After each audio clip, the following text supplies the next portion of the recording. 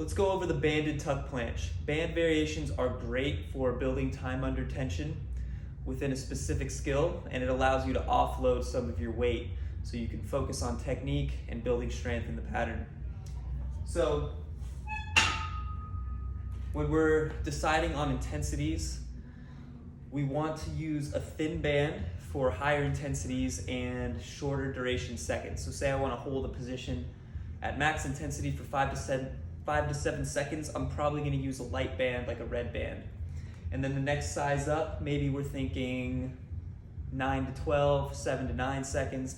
And then if we want to use a heavy band, that'll allow us to get like around 15 to 20 seconds. So I'm going to use a medium band and demonstrate the technique. One of the biggest things is we want to maintain as much forward lean as we can and as much scapular protraction as we can. So protraction is the shoulders being pushed forward as the rib cage goes back, so that the scapulas are gliding around the rib cage like that. So the opposite is retraction, where we're pinning the scapulas together. Protraction, we're bringing the scapulas away from the rib cage and really pushing.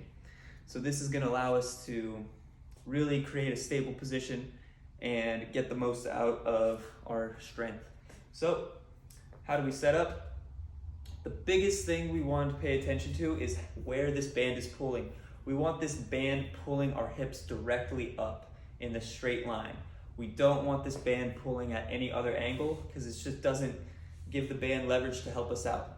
So I'm going to place the band around my hip crease, and now to get that straight vertical pull, I'm going to walk my hands back behind this pull-up bar, just slightly. And I'm going to turn my wrists out just a bit so I can get more forward lean and take that wrist extension component a little bit out of it. So I'm going to set up, push hard into that protraction, protract hard, lean forward, and then my feet will hover off. Now the big thing is we don't want our hips to shoot up too high or too low. We want to keep the hips directly in line with the shoulders. So I will show you what I mean here. So here the hips are way too high, as if we're going into like some sort of handstand. And here, hips are way too low. We're losing that protraction. That's not what we want. But notice that whole time that band was pulling directly up. A lot of times, sometimes I will see people just starting too far up like this, and look how far that band is going forward. It's not pulling directly up, right? And that just doesn't allow the band to help out very much.